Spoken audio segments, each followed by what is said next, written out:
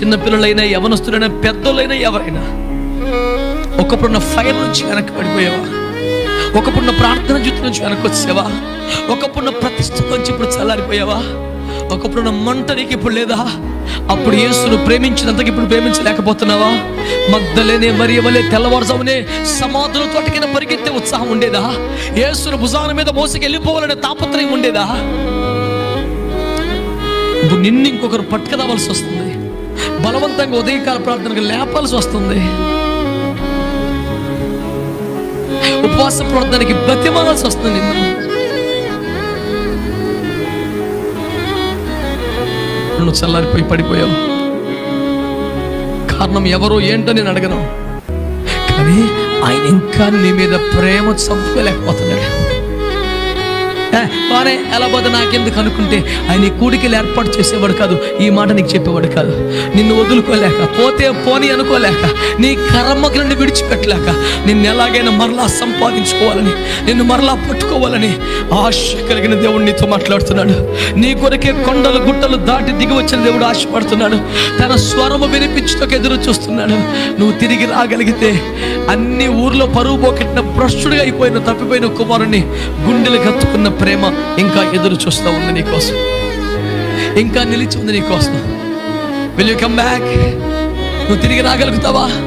ఆ మొదటి ప్రేమలోనికి, ఆ మొదటి సమర్పణలోనికి, ఆ మొదటి విధేయతలోనికి, మొదటి వాక్య అనుభవాల్లోనికి, మొదటి ప్రార్థన జీవితంలోనికి, మొదటి ఆరాధన హృదయంలోనికి will you come back this afternoon? తిరిగి రాగలుగుతావా నువ్వు? There is a one special character is here to embrace you, to hug you, to kiss you like anything, to restore your spiritual life, whatever you have lost in your life.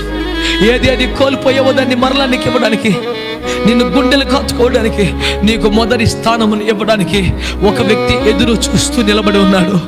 ఆయన ముఖములో బాధ ఉంది, ఆయన గుండెలలో దుఃఖం ఉంది, కానీ ఆయన మాటలో మాత్రం ప్రేమ నీకు ఇంకా నువ్వు వినిపిస్తూ ఉంది. అయిపోయింది అనుకుంటున్నావా? చల్లారిపోయిన జీవితంగా అలవాటు పడిపోయావా? 38 సంవత్సరాలుగా కోనేరు దగ్గర పడి వాడికి ఆశ్చర్యంగా మారిపోతే అసలు నీకు బాగుపడాలని ఉందా అని ప్రభు అడగాల్సి వచ్చింది. ప్రయత్నం కనపట్ల, నీకు అలవాటు అయిపోయాడు లైఫ్కి. ఆ స్థితికి అలవాటు పడిపోయాడు. నేను ఎట్లాగైనా నీళ్ళలో పడాలా, నేను ఎట్లాగైనా ఆడి తాపత్రయం కనపట్ల.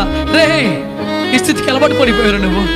పరిశుద్ధత పోయింది, సమర్పణ పోయింది, ప్రతిష్ట పోయింది, బాధపడ్డ ఒక దశలో. ఇప్పుడు నీకు ఆ స్థితి అలవాటు అయిపోయింది. పరిశుద్ధత లేకపోయినా నీకేం బాధ అనిపించట్లా, నీ మీద నీకు అభిషేకం రాకపోతే నీకేం సిగ్గు అనిపించట్లా, నా అర్పణ అంగీకరించబడలేదని బాధ అనిపించట్లా. అయ్యో, నేను స్తుతులు అనే అర్పణ పెట్టానుగా, ఈ అర్పణకు అంగీకారంగా అగ్ని రావాలిగా, అందరూ స్తుతిస్తుంటే అగ్ని వస్తుంది, నా మీద నీకు ఎందుకు రావట్లేదు?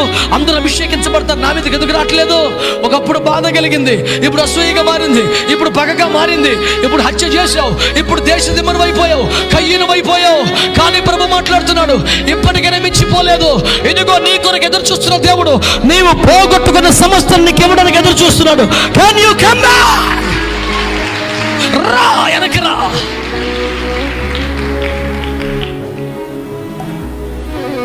మాటల మీద మీకు నమ్మకం రాకపోయినా పర్వాలేదు, కానీ యేసయ్య ప్రేమ మీద అనుమానం రాకపోతే చాలా.